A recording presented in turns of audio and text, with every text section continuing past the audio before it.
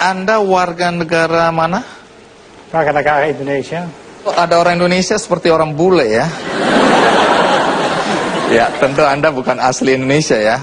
Asli saya lahir di Rotterdam di Belanda. Ya, terakhir kali saya di sana itu mungkin ya 20 tahun lalu. Oh, jadi Anda belum pernah pulang kampung? Saya bukan pulang kampung, pulang ke Belanda di tahun 2001. Oh iya ya, kampungnya sekarang sudah di Halmahera, saya lupa sekali ya. Tapi 2001 terakhir kali saya pulang ke Belanda. Anda lebih merasa orang Indonesia atau orang Belanda ya?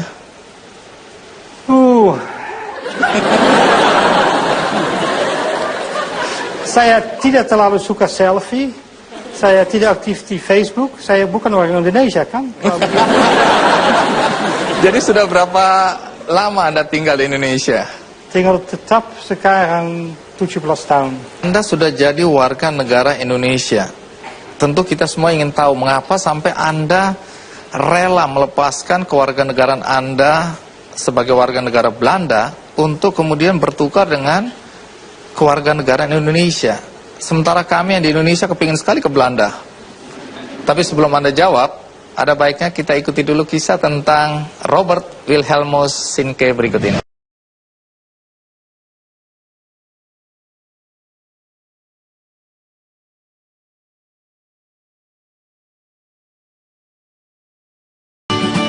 Indonesia terkenal akan keindahan alam dan keberagaman budayanya dengan ribuan pulau berjejer dari Sabang sampai Merauke menjadi magnet bagi wisatawan asing untuk datang ke Indonesia. Robert Wilhelmus Sinkey atau yang lebih akrab disapa Rob adalah pria asal negeri kincir angin Belanda yang datang ke Indonesia karena sering membaca literatur dan juga bertemu dengan masyarakat Indonesia yang bercerita tentang keindahan alam Indonesia. Beberapa tahun kemudian, Rob kembali lagi ke Indonesia, kali ini mengunjungi Halmahera, Maluku Utara. Rob mengaku langsung jatuh cinta dengan daerah ini. Dan akhirnya pada tahun 1997 memutuskan untuk tinggal di Halmahera dan tidak akan kembali ke Belanda. Ia pun kemudian menikahi perempuan asal Halmahera yang bernama Linda pada tahun 2005. Setelah menikah, Rob mengajukan permohonan untuk menjadi warga negara Indonesia dengan berbagai usaha dan upaya serta bantuan dari istri dan kerabatnya. Rob akhirnya resmi menjadi warga negara Indonesia pada tahun 2008. Tidak hanya sampai di situ, ia pun kemudian tergerak untuk berbuat sesuatu untuk Indonesia. Tahun 2011, Rob membangun sebuah resort di Halmahera Tengah, Maluku Utara yang bertujuan untuk menjaga kelestarian alam Halmahera dan juga membantu meningkatkan ekonomi masyarakat sekitar dari industri pariwisata. Pria yang pernah meraih penghargaan Kalpataru tahun 2009 ini ingin mengajak masyarakat bersama-sama menjaga alam dari perusakan hutan akibat penambangan.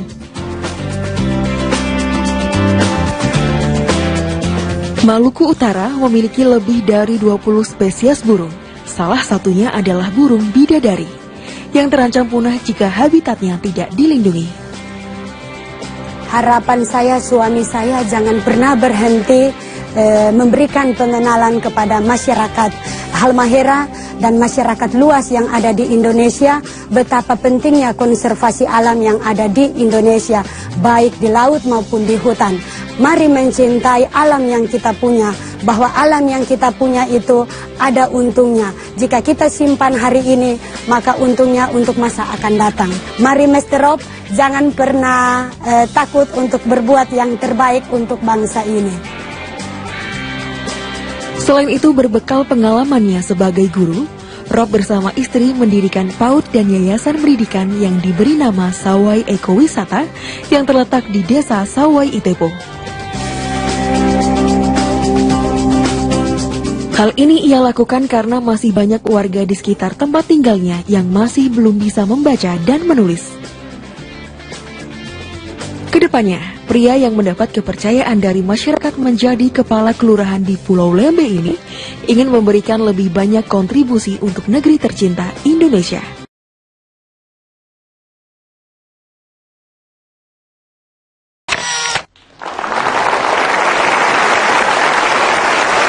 Ya. Banyak sekali kegiatan Anda untuk pemberdayaan masyarakat di sana. Tapi sebelum masuk ke cerita itu, saya ingin tahu dulu, kapan Anda memutuskan untuk datang ke Indonesia?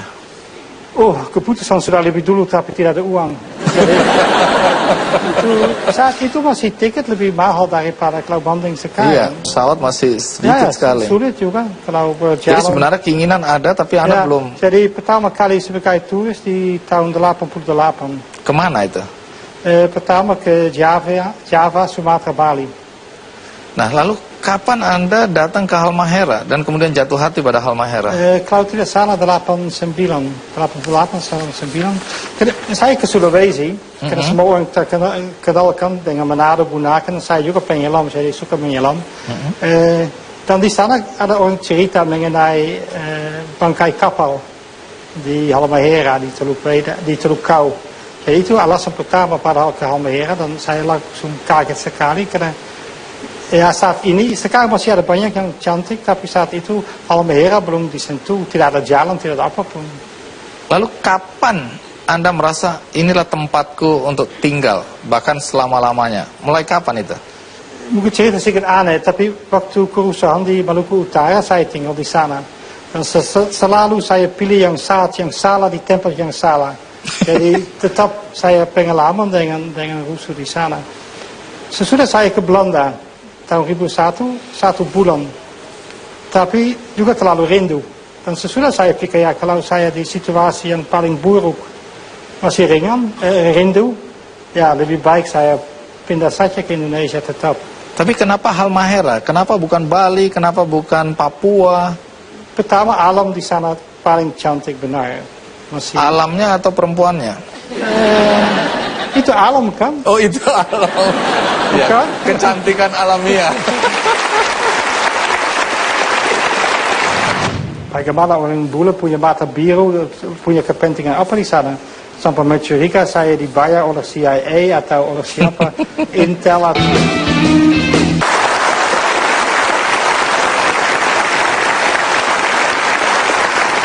Terima kasih, Anda masih bersama saya di acara Kick Candy dan tamu kita masih dengan Pak Robert Wilhelmus Sinke atau biasa dipanggil Rob, tapi saya panggil Pak Rob aja ya. Pak Rob, waktu pertama Anda datang ke Halmahera, banyak orang curiga. Ya, salah satu kecurigaannya adalah Anda hendak menaikkan bendera Belanda di sana. Ya. Kenapa sampai orang-orang curiga bendera Belanda mau dinaikkan di sana? Mungkin karena ada bendera dia mirip untuk kapal selam kau menyelam, ada kode kan, supaya orang tahu ada orang menyelam. Padahal sering orang lain tidak tahu, tapi yang penyelam tahu. Saya tahu, ya mungkin karena dia juga ada merah dan putih, dan mungkin ada cahaya biru di belakang atau apa, mereka pikir itu sudah bendera dari Belanda atau apa, saya tidak terlalu mengerti. Tapi saya bisa mengerti mengapa masyarakat kurang mengerti dulu. Mengapa ada orang gila mau sendiri, mau bayar orang lain padahal untuk menyelam. Kalau tidak ada cari harta karun atau cari ikan. Jadi mereka curiga ya? Ya, mereka tidak mengerti. Kalau mengapa ada orang bule lain mau bayar masuk di laut. Mereka tidak sadar ada binatang tidak bisa dapat di luar Halmahera yang spesies endemik. Mereka tidak juga sadar alam cantik begitu dan indah. Tapi sekarang, dan itu saya juga senang bisa di program ini, masyarakat jauh lebih percaya diri dan mereka juga mengerti, ya benar terus ada orang Amerika, Jepang, Taiwan, Eropa masuk di mereka punya wilayah, jadi mereka tidak rasa terlalu, ya minder lagi, tapi mereka juga rasa bangga apa mereka punya. Orang asing sekarang sudah terbiasa di sana, masyarakatnya juga sudah bisa menerima ya, tapi mereka juga rasa itu artinya ada yang khusus di sini, yang khas mengapa orang asing mau berjalan ke sini. Jadi juga itu paling penting, kalau orang tidak percaya diri, mereka juga tidak terlalu peduli anak ke sekolah, kan? Mengapa kan? Kita sudah di sini sampai mati di sini. Iya. Tapi Anda juga pernah dicurigain mau menjual tanah itu untuk perusahaan pertambangan. Sampai acara dari pahlawan untuk Indonesia di Jakarta masih ada jurnalis juga tanya bagaimana orang bule punya mata biru, punya kepentingan apa di sana. Sampai mencuriga saya dibayar oleh CIA atau oleh siapa, Intel atau ya. Tapi tampang Anda CIA sih ada. Atau saya ada mikrofon. Kembali ke soal tadi kita lihat Anda mendirikan PAUD, pendidikan anak usia dini di sana ya, semacam TK. Bagaimana ceritanya kok Anda mendirikan PAUD di sana? Anda dan istri ya? Jadi ya mulai kena marah padahal, mulai kena jengkel. Bagaimana di sana orang bukan bodoh. Saya paling marah kalau orang bilang, oh ini kampung yang bodoh. Bukan bodoh, tidak punya kesempatan ke sekolah. Itu berbeda jauh, ada banyak pintar sekali. Tapi 70% dari orang sudah tua benar tidak tahu tulis, tidak tahu baca. Karena dulu wilayah ini terisolir sekali, tidak ada jalan. Lalu apa yang Anda lakukan bersama istri? Nah, pertama kita pinjam satu kelas dari SD dan cari, ada guru padahal di kampung itu yang lucu, ada orang punya sertifikat untuk guru. Tapi Pemda tidak pakai, jadi kita bayar gaji dan berkumpul anak dan berkumpul barang dan mulai. Dan sekarang kita bangga karena ada bikin bangun sendiri dan mudah-mudahan bulan depan sudah buka. Ini sekolahnya. Saya tahu selalu harus hati-hati berbicara di depan umum, tapi semua orang bisa berpikir mengapa dulu tahun 2005 masih ada 900 izin untuk tambangan, sesudah di tahun 2014 ada 10.000. Astaga, ini mudah-mudahan Menteri Lingkungan Hidup kita dengar itu ini ya. Sekarang, itu sudah di bawah Presiden SBY, dia sadar sekali apa terjadi kalau kasih kewenangan ke Pemda untuk kasih keluar izin pertambangan, itu dari dulu salah sekali. Kalau kita lihat kembali ya, dengan kondisi yang ada sekarang, dengan keberadaan Anda, terus kemudian Anda memberdayakan masyarakat, mendidik masyarakat, apa perubahan yang paling terlihat pada masyarakat? Lebih percaya diri, lebih bangga dengan apa mereka punya. Orang di sana ada banyak suku. Suku paling besar mungkin suku Sawai. Tapi ada Tobelo, ada Kau, ada Gorontalo, Galela. Kalau lihat sejarah dari mereka suku bangga, orang lain takut sama mereka. Tapi sesudah, ya seperti lupa sejarah sendiri. Karena kalau lihat kiri kanan, bukan kasih salah sama Pak Andi, tapi waktu listrik masuk di desa-desa, tidak pernah ada orang juga di TV mengajak masyarakat. Jadi tiba-tiba ada TV. Mereka tidak bagi apa sinetron, apa iklan, apa berita. Jadi kalau ada orang kasih tunjuk anak makan mie instan terus dia sehat dan pintar, anak semua mau makan mie instan. Dan orang tua rasa salah kalau tidak bisa beli. Walaupun di sana ada ikan, ada sayur, semua buah-buah. Ada dampak negatif juga ya, dengan masuknya listrik, kemudian anak-anak nonton TV, dan kemudian ada perubahan perilaku di sana ya. Saya mau ke Romo Frans Magnis Suseno dulu ya. Terima kasih. Silakan. Iya. Cerita sedikit. Anda jadi warga negara persisnya tahun berapa? Saya mendapat kewarganegaraan tahun 77.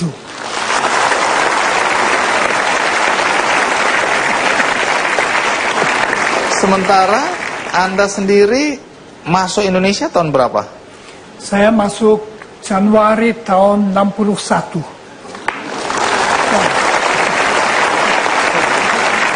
Sekarang umur Anda berapa? Saya sekarang 79. Romo Magnis, kenapa Anda kok memutuskan jadi warga negara Indonesia? Padahal di Jerman pasti hidup Anda akan lebih enak. Saya kan datang ke Indonesia tahun 61 karena sebetulnya terdorong untuk membantu gereja di sini. Sudah ada beberapa Romo asal Jerman bekerja di sini dan menulis surat yang bagi saya memberi semangat. Umur berapa waktu itu ya? Saya 24 tahun waktu itu. Umur yang sangat enak untuk datang ke negara baru, saya belajar 13 bulan bahasa Jawa. Bahasa Jawa dulu. Sakit toh panjenengan. Sakit segede-segede.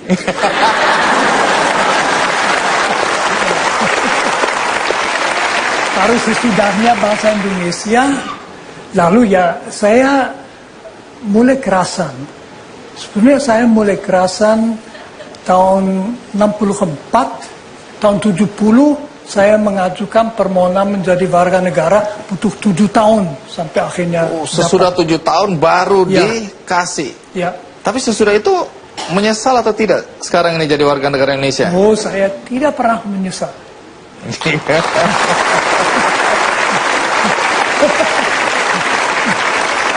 Saya secara pribadi tidak pernah mempunyai pengalaman negatif. Jadi oleh segala macam orang dari segala macam latar belakang agama, saya kok selalu diperlakukan dengan baik. Itu sangat mendalam perasaannya terhadap Indonesia. Saya ini kadang-kadang melihat Romo Magnis ini aneh. Karena Anda ini kan tetap aja orang asing ya, walaupun warga negara Indonesia.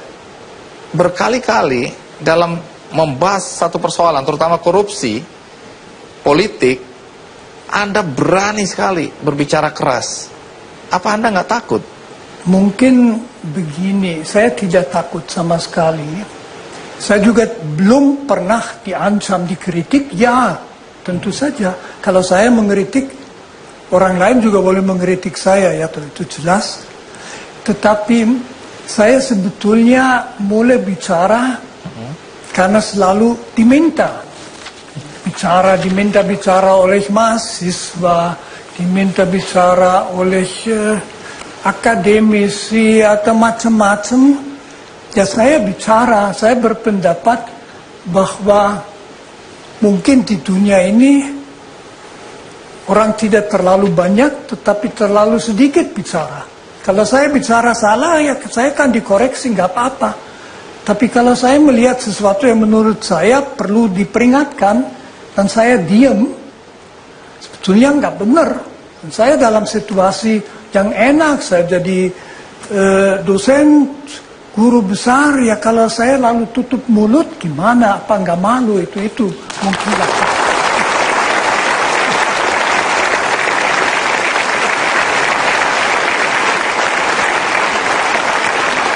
Anda orang apa ya? Paspor saya paspor Inggris, Tapi hati saya di Indonesia.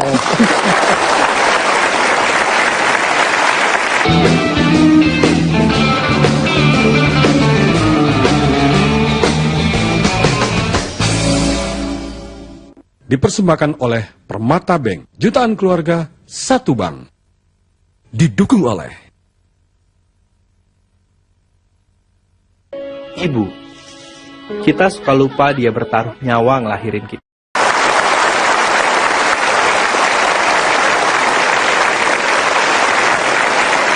terima kasih Anda masih bersama saya di acara Ki Candy, dan topik kita kali ini adalah orang-orang asing atau orang-orang bule yang mencintai Indonesia, bahkan rela melepaskan kewarganegaraan mereka untuk menjadi warga negara Indonesia.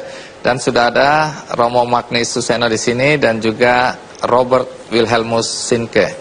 Romo Magnis, Anda tadi menyatakan bahwa Anda sampai detik ini tidak pernah menyesal sudah memutuskan untuk menjadi warga negara Indonesia. Boleh tahu nggak apa harapan Anda terhadap bangsa Indonesia ke depan? Sebetulnya harapan saya agar Indonesia semakin melaksanakan cita-citanya. Saya mengharapkan Indonesia mau saling menerima, itu yang paling penting, kita saling menerima. Indonesia itu berbeda dari Sabang sampai Merauke, hanya bisa bersatu kalau kita bersedia saling menerima dalam perbedaan. Itu sebuah seni. Saya juga mengharapkan bahwa bangsa ini membuat nyata yang jelas ada di dalam Pancasila dan Undang-Undang Dasar. Bangsa Indonesia mesti solider. Solider berarti solider dengan orang yang kurang beruntung, yang ekonominya lemah. Jadi jangan Indonesia terbagi dua 40% itu maju-maju terus, bangsa mol-molan, dan sisanya ya tetap susah. Bangsa ini akan bagus kalau orang kecil juga melihat bahwa bagi anaknya ada masa depan yang lebih baik. Ya. Kalau orang Halmahera, apa harapannya? Nah, ada dua, boleh? Oh boleh. Pertama pendek sekali, saya harap masyarakat benar merdeka kalau sudah berhenti rokok. Masyarakat harus merdeka dari rokok. Iya, itu pendek saja, bisa cerita panjang tapi cukup. Hal lain, saya rasa mungkin semua orang sudah pernah lihat Spider-Man, dan yang kata yang legendaris, with big power also comes great responsibility. Dan saya pernah tanya sama pejabat, karena saya jengkel, kalau yang punya kuasa bisa di swasta, bisa di perusahaan, bisa di pemerintahan, kayaknya sia-sia saja, ya, berpikir kepentingan sendiri saja, itu tidak berbeda dengan langsung mencuri orang punya makanan. Ya. Jadi mereka tidak rasa salah, tapi harus rasa salah sekali. Walaupun tidak korupsi, tidak pencuri. Tapi kalau menerima bertanggung jawab, tapi sesudah terlalu malas, itu sama pencuri, sama tidak ada undang-undang saya tahu, tapi harus ada padahal. Kalau kurang berfungsi, tidak bau gereja, membuka proyek-proyek saja supaya di sana 10%, di sana 10%, proyek tidak ada guna. Itu sama langsung, tidak lebih baik daripada toki pintu, ambil orang punya piring. Baik. Terima kasih Pak Rob, terima kasih Romo Magnis sudah bersama kami. Itu tadi Romo Magnis dan Pak Robert Wilhelmus Sinke menceritakan pengalamannya sebagai orang asing yang sudah menjadi warga negara Indonesia. Dan tamu kita berikutnya adalah orang yang juga sudah puluhan tahun berada di Indonesia, sudah membantu banyak sekali pemerintah Indonesia. Tapi bagaimana nasibnya saat ini? Mari kita sambut Hywel Coleman. Iya, Pak Hywel, terima kasih banyak ya. Terima kasih banyak. Sudah datang. Silakan duduk. Terima kasih. Pak Hywel, Anda orang apa ya? Paspor saya paspor Inggris, Tapi hati saya di Indonesia.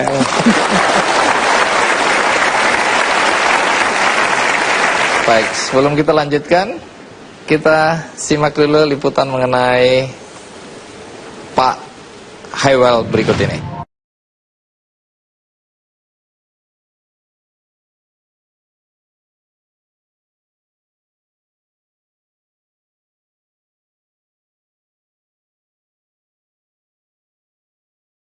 Hywel Coleman adalah pria berkebangsaan Inggris yang sudah lebih dari 40 tahun menginjakan kaki di Indonesia. Kecintaannya akan Indonesia membuatnya selalu kembali ke negeri ini.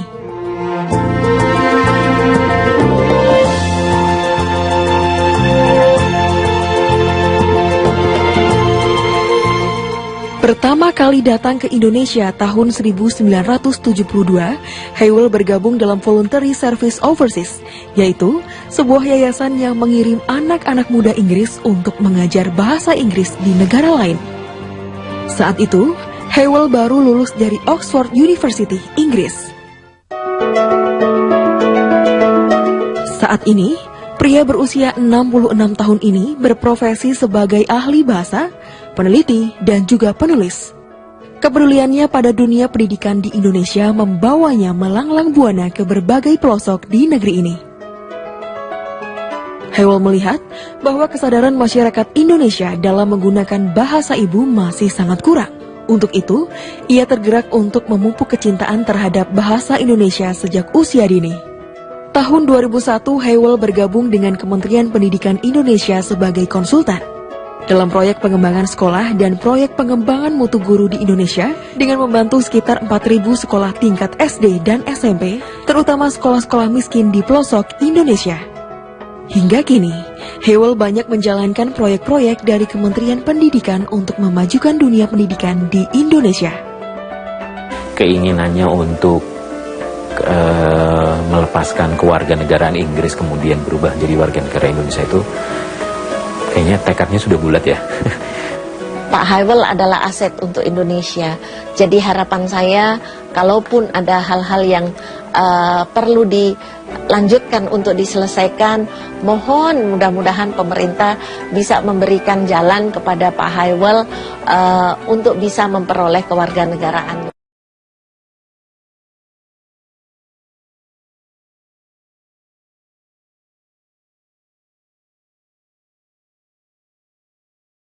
Hywel mengaku sudah lama sekali berniat untuk menjadi warga negara Indonesia namun belum berhasil. Kenyataan tersebut tidak membuatnya patah semangat. Dirinya mampu menyesuaikan diri dan menyatu dengan warga sekitar.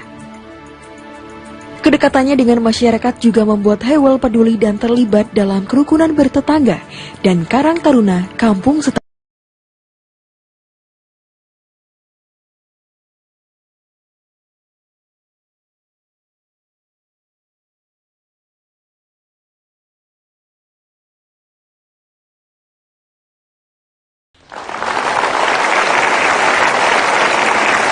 Anda pertama kali ke Indonesia itu tahun berapa? Pertama kali tiba di Indonesia bulan September tahun 72. Ngapain Anda waktu itu? Saya ditugaskan ke sini untuk mengajar bahasa Inggris di lingkungan Departemen Kesehatan. Oh, yang menugaskan siapa? Ada yayasan untuk sukarelawan Inggris, anak-anak muda yang mau bekerja di negara-negara yang sedang berkembang. Jadi saya melamar, saya ingin ke India. Tadinya mau ke India, ya, terus? Ada masalah antara pemerintah Inggris dan India, jadi saya nggak boleh. Jadi mereka, yayasan itu menawarkan negara berikutnya dalam daftar, India, Indonesia. Oh, Anda tahu waktu itu Indonesia di mana? Tidak tahu sama sekali, Indonesia di mana. Umur berapa itu? 23. Oh, hampir sama ya? Iya. Dengan Romo Magnes. Oke, terus? Terus sampai waktu ada tawaran itu, saya langsung bilang, iya saya mau. Terus saya ke perpustakaan, saya cari atlas Indonesia itu di mana. Oh, gitu. Setelah Anda mau? Jadi sudah memutuskan baru di mana? Iya, iya. Saya lihat, oh Pulau Jawa, saya pernah dengar, Pulau Sumatera, pernah dengar, gitu. Jadi waktu ke Indonesia pertama kali kemana? Bengkulu. Bengkulu? Bengkulu. Tunggu dulu, kenapa tepuk tangan riuh rendah? Bengkulu? Waduh. Ya, boleh yang dari Bengkulu berdiri? Kita mau lihat orang Bengkulu. Wow. Baik, terima kasih. Terus di Bengkulu Anda ngapain? Saya mengajar bahasa Inggris, terutama untuk dokter-dokter yang ada kesempatan untuk belajar ke luar negeri, tetapi bahasa Inggrisnya belum cukup. Terus dari Bengkulu kemana lagi? Oh, pindah-pindah dari dalam proyek yang sama, Bengkulu, Lombok, Lampung, Palembang, Kendari, Banda Aceh, Pekanbaru, Pangkinang. Waktu Anda datang ke Indonesia, apa yang membuat Anda paling terkejut atau paling kaget atau shock? Wah, banyak sekali. Komunikasi, saya tidak bisa berkomunikasi sama sekali. Bahasa Indonesia nggak ngerti? Sama sekali, satu kata pun saya tidak tahu. Makanan bagaimana makanan? Nggak ada masalah. Dari awal tidak ada masalah. Sangat cocok. Oh, oke. Saya pikir orang Inggris kena sambal kan pusing gitu ya. Nggak ada masalah itu ya? Mungkin perutnya perut Indonesia juga. Ya.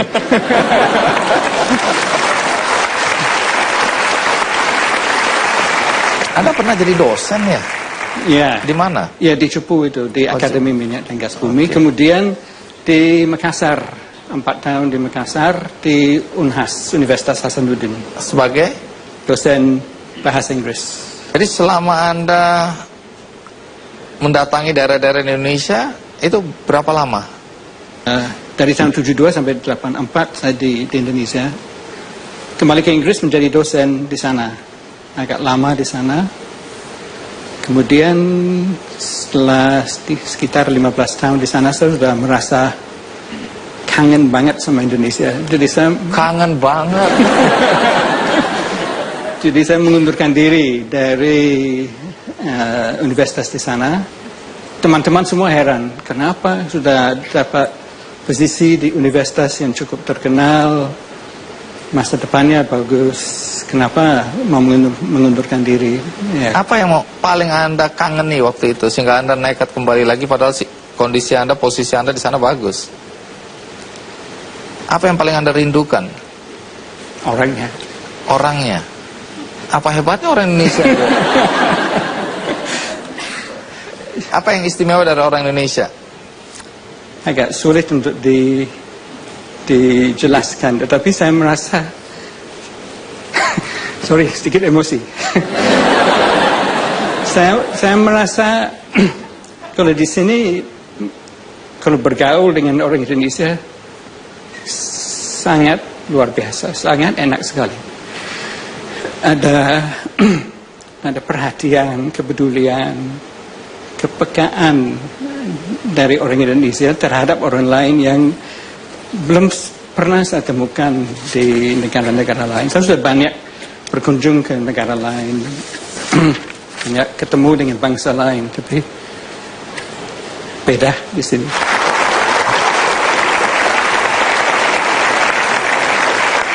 Ki Hajar Dewantoro pernah mengatakan seseorang apabila dia merasa bahwa dia adalah orang Indonesia, harus diakui sebagai orang Indonesia tanpa melihat apakah darahnya Cina atau Belanda atau Jawa.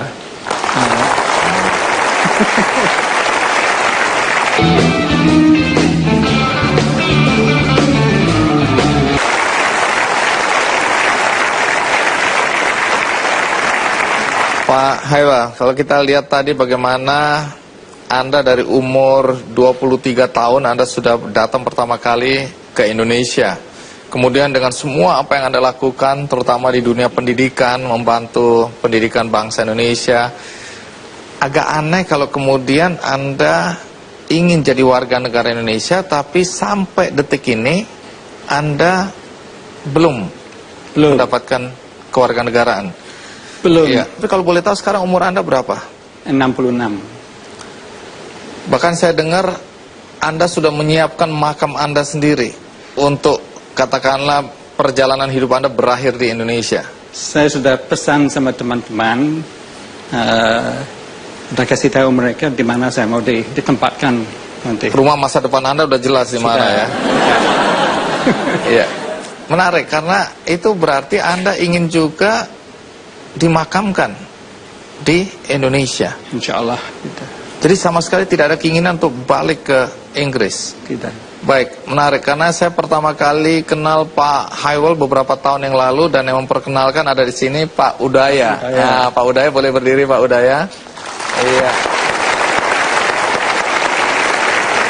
Pak Udaya ini tokoh pendidikan juga, punya sekolah, punya komitmen yang tinggi pada dunia pendidikan dan karena itu bertemu dengan Pak Haiwal ya. Seberapa lama perjuangan Anda untuk menjadi warga negara Indonesia? Dari tahun berapa Anda terpikirkan untuk menjadi warga negara Indonesia? Saya tidak ingat persis, tapi kira-kira sekitar tahun 2000 mungkin. Nah, pada waktu saya mengundurkan diri dari universitas di sana, kembali ke Indonesia tahun 2001, saya sudah tahu harapan saya akan tinggal di sini untuk selamanya. Tapi saya agak bingung caranya bagaimana.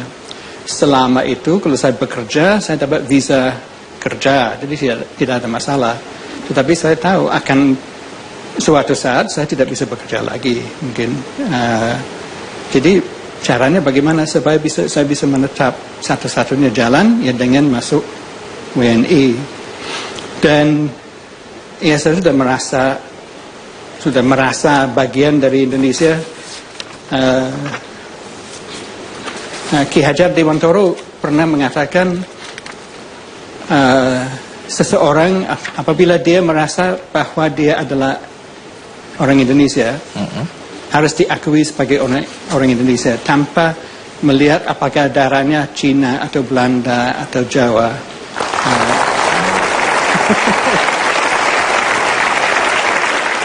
Jadi saya terinspirasi oleh ungkapan Ki Hajar Dewantoro itu. Jadi saya mulai tanya-tanya, minta informasi dari teman-teman. Pernah ada yang menawarkan jasa untuk mengurus kewarganegaraan. Pada waktu itu saya masih kerja di Kementerian Pendidikan. Dan orang itu setelah beberapa lama dia datang ke saya lagi, dia bilang, maaf, saya tidak bisa. Alasan tidak bisa? Tidak jelas. Dia bilang dia sudah ketemu dengan seseorang dan orang tersebut mengatakan mustahil. Setelah apa yang Anda lakukan ini, apakah Anda tidak jelaskan bahwa Anda sudah melakukan banyak hal untuk bangsa Indonesia? Itu tidak cukup? Ternyata tidak cukup. Oh, saya tahu cara yang paling cepat itu lewat mana? Anda jadi pemain sepak bola. Anda baru sampai di bandara sudah dikasih kewarganegaraan. Iya. Masih kuat jadi pemain sepak bola? Sedih ya kita lihat orang seperti Pak Haiwal yang sudah mengabdi untuk bangsa Indonesia, tapi untuk menjadi warga negara tidak bisa. Orang yang baru datang hanya karena olahraga dan belum tentu nasionalismenya tinggi, sudah dinaturalisasi.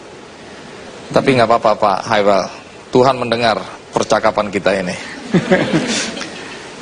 Lalu upaya Anda sekuat apa waktu itu? Ya, jadi kemudian saya mulai menggunakan, setelah saya tidak bekerja lagi di kementerian, saya tidak bisa memperoleh visa kerja, saya memakai visa lansia sekarang. Visa lansia yang berlaku selama 1 tahun dan harus diperpanjang setiap tahun. Waktu itu saya belum mengerti peraturan bagaimana. Terus saya cerita dengan seorang teman, Profesor Fuad sangat peduli seperti Pak Udaya, sangat memperhatikan saya. Dan dia memperkenalkan saya dengan seorang mantan pensiunan pejabat di imigrasi. Dan dari orang itu, saya memperoleh fotokopi peraturan semua. Jadi baru pada saat itu saya bisa mengetahui, oh peraturannya begini. Dan setelah saya mempelajari, saya pikir sebenarnya saya sudah memenuhi persyaratan. Peraturan intinya kita harus berada di sini selama 5 tahun berturut-turut atau 10 tahun berturut-turut. Anda sudah lebih. Sekarang sudah 26 tahun menetap. Jadi saya kembali lagi ke agen itu. Dia mengatakan, nah saya tidak tahu gimana ini. Dia mengatakan bukan 5 tahun berturut-turut dengan jenis visa yang sama. Dari instansi yang sama. Berarti setiap ganti instansi mulai lagi dari nol. Itu kayak di pompa bensin ya. Kita mulai dari nol ya Pak. Baik, jadi upaya Anda sebenarnya sudah cukup besar ya, cukup kuat, tapi faktanya sampai sekarang nggak dapat. Dan kita akan ikuti terus kisah tentang Pak Haiwal, dan ada satu lagi orang bule yang akan menjadi tamu kita. Siapa dia?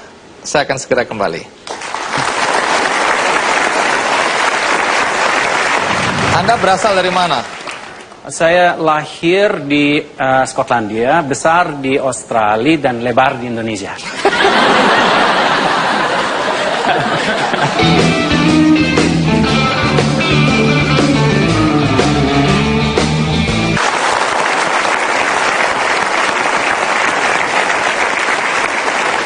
Pak Haiwal, sebagai orang Inggris yang kemudian tinggal lama di Indonesia dan merasa menjadi orang Indonesia, bagaimana penerimaan masyarakat di sekitar Anda? Anda merasa diterima nggak di Indonesia ini?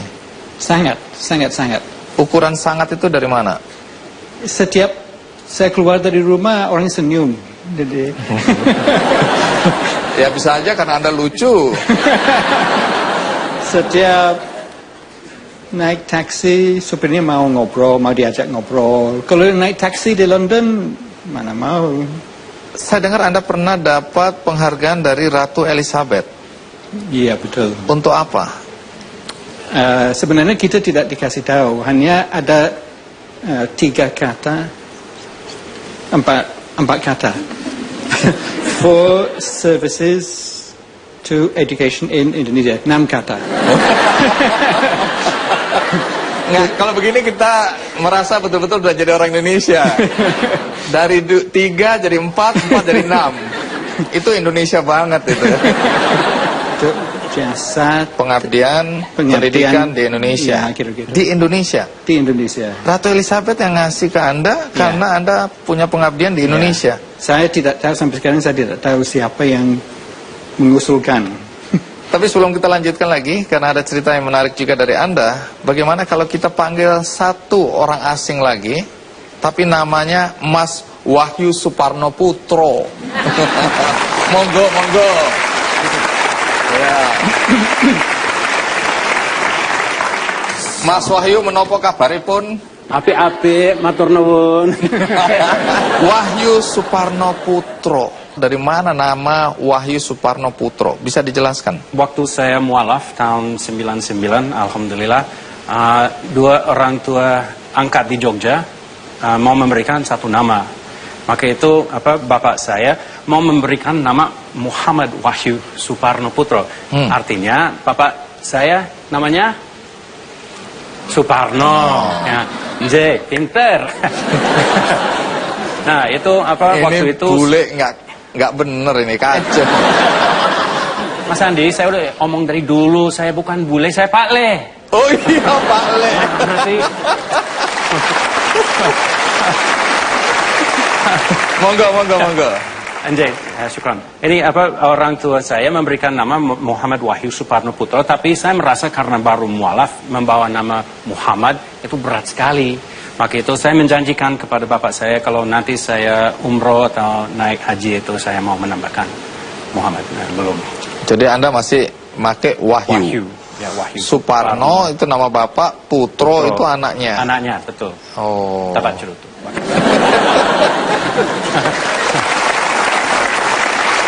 Anda berasal dari mana? Saya lahir di Skotlandia, besar di Australia dan lebar di Indonesia. Udah berapa lama Anda sebenarnya di Indonesia? Kalau sebenarnya itu ada 21 tahun, tapi domisilinya dengan visa kitasnya itu dari 97, berarti berapa tahunnya? 18 tahun. Terima kasih. Jadi profesi Anda apa sekarang ini? Sekarang ya masih nyapu sini, nyapu sana. Tampil sini, jatuh sana. Ya sedikit-sedikit ya, ada acara yang kami bikin sendiri untuk di luar negeri. Ya masih kadang-kadang masih tampil masih.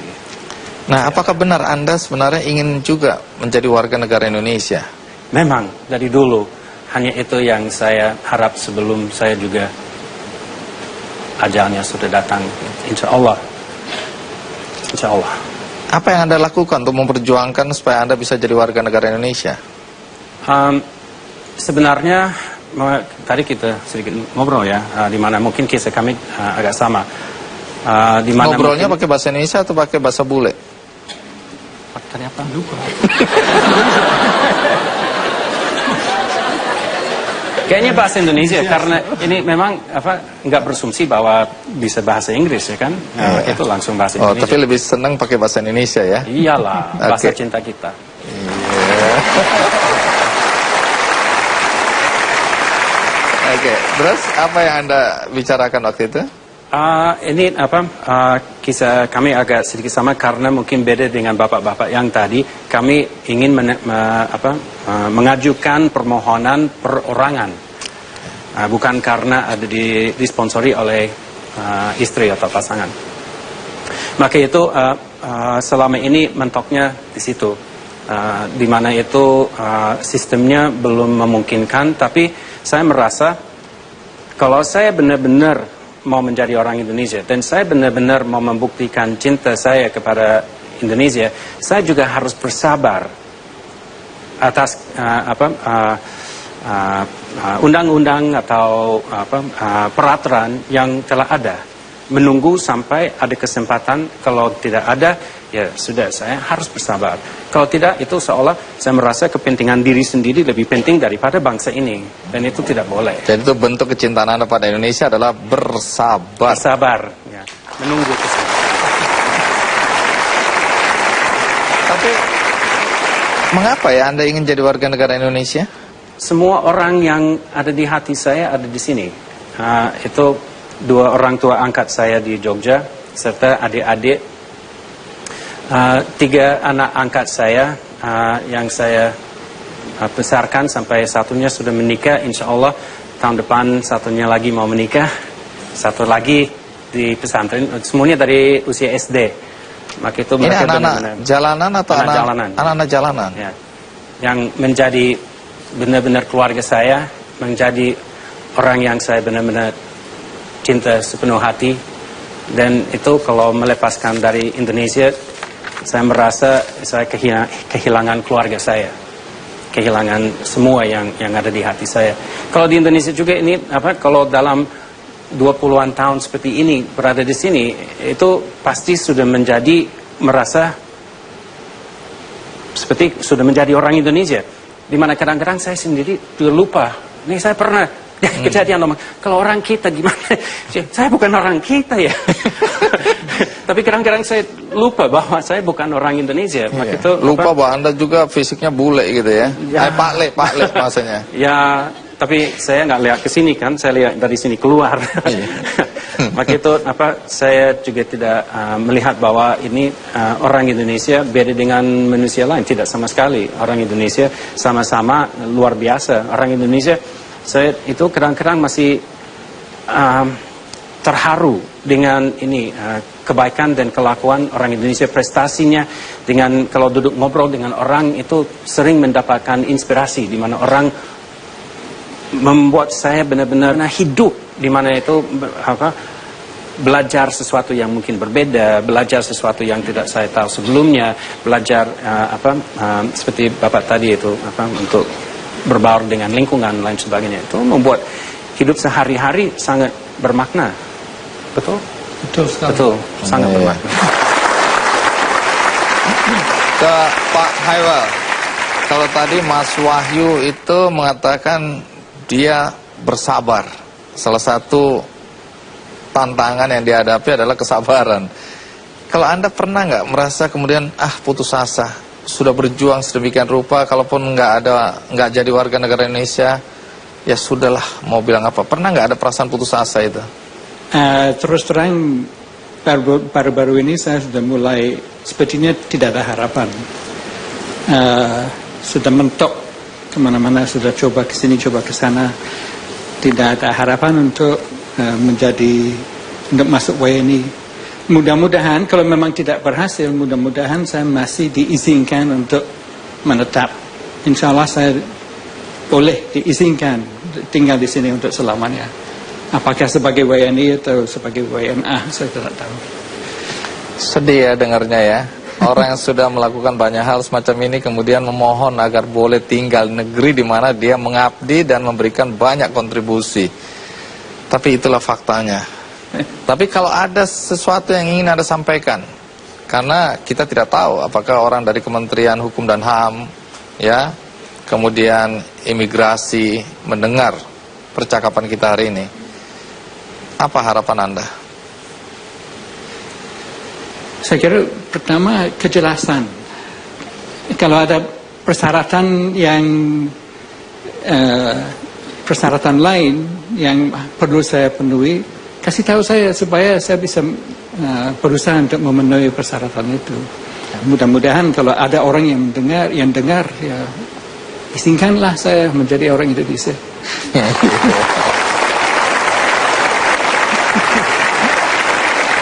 Kalau Mas Wahyu? Karena saya mualaf di Indonesia ya, berarti itu batin saya sudah merasa sangat terikat di Indonesia. Dan itu karena saya benar-benar percaya kepada Allah Subhanahu wa Ta'ala. Saya merasa saya menserahkan semua kepada Allah. Ini kalau ada yang di pemerintah, kalau ada yang di instansi yang bisa membantu orang seperti kami, saya harap bisa membuka hati nurani dan melihat bahwa ada banyak sekali orang yang benar-benar cinta negara ini. Maka itu tidak datang ke sini untuk mengambil kesempatan, tidak datang ke Indonesia karena tidak bisa maju di negaranya sendiri, tetapi karena cinta murni. Dan itu insya Allah kalau ada ada yang bisa menyaring itu memilih orang yang benar-benar membuktikan cintanya. Saya merasa insya Allah satu saat akan diberikan kesempatan. Tapi selama ini memang kami merasa mungkin berdua bahwa pintu itu memang sementara ini tertutup. Tapi siapa tahu.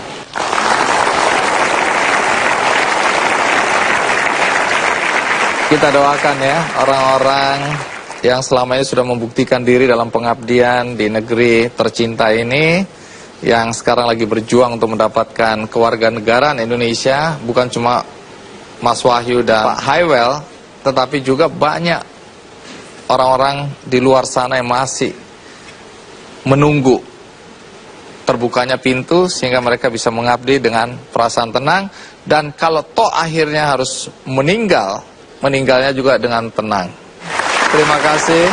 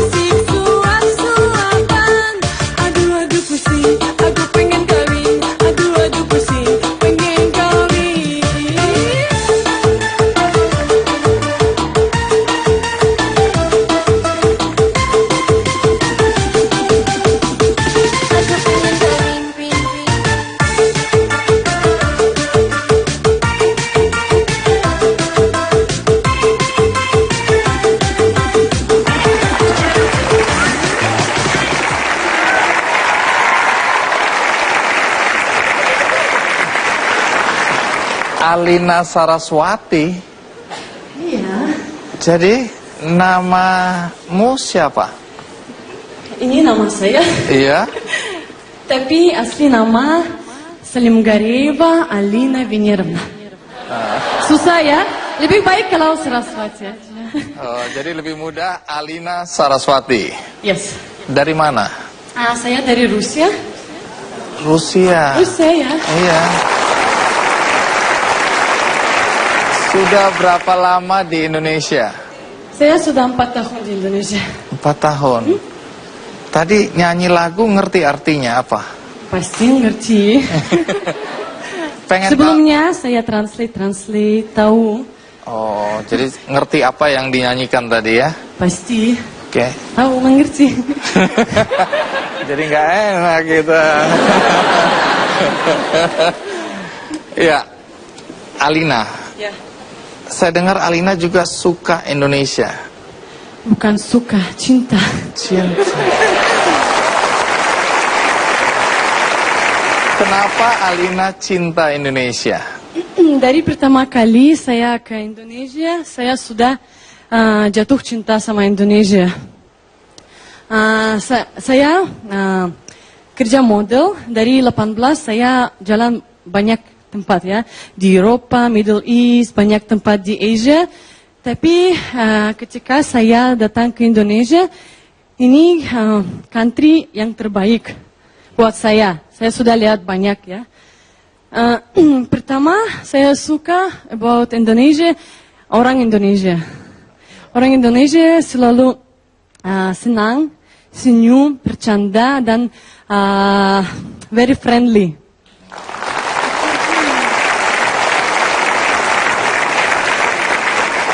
Orang tua tidak keberatan Alina ada di Indonesia sekarang ini? Family, Iya. keluarga. Ya, mama dan adik sudah kesini 2 kali. Oh, mereka suka? Mama suka banget, tapi adik dia nggak suka macet. Oh, macet. Saya juga nggak usah adiknya, saya juga nggak suka macet. Saya nggak suka juga macet. Berarti kita ada kecocokan ya? Kenapa Alina suka nyanyi lagu dangdut? Pertama kali saya datang ke sini, saya sudah ada teman orang Indonesia dan mereka tinggal di Cibubur. Terus saya ke Cibubur, lihat-lihat, dan mereka putar dangdut. Ini yang pertama saya dengar dangdut dan judulnya Bang Toib. Dari pertama kali ya saya suka dangdut. Dan kalau saya suka joget juga, dan kalau saya dengar dangdut, saya mau my body start to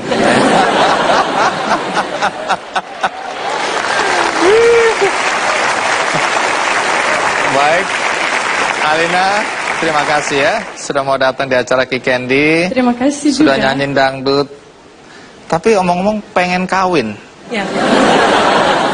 Saya sudah 28, harus kawin. Baik, kita berikan tepuk tangan untuk Alina. Terima kasih banyak. Luar biasa, Alina. Bentar di sini dulu. Dan sebagaimana biasa di akhir acara ini saya akan membagikan satu buku bagus untuk Anda semua. Buku yang akan menginspirasi, judulnya Being Happy. Kiat hidup tentram dan bahagia. Dan ini akan saya bagikan satu-satu untuk Anda semua di studio.